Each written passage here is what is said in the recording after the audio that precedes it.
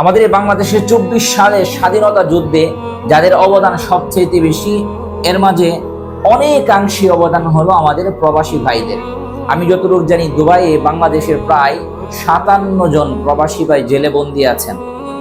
আমার এই ভিডিওটা যারা শুনবেন এবং ছাত্র জনতা যারা লিড দিচ্ছেন, আপনাদের কাছে অনুরোধ করব, আপনারা আমাদের সরকারের কাছে আবেদন জানান, আমাদের সরকার যেন রাষ্ট্রীয়ভাবে প্রবাসী ভাইদেরকে জেল থেকে উদ্ধার করার জন্য আবেদন করে। আমি বিশ্বাস করি ডক্টর ইউনূস পৃথিবীতে একজন ফেমাস মানুষ। উনি যদি আমাদের রাষ্ট্রের পক্ষ থেকে দুবাই রাষ্ট্রের কাছে আবেদন করে, দুবাই সরকার কখন ওনার কথা ফেলে দিবেন না, ওনার অনুরোধ শুনবেন।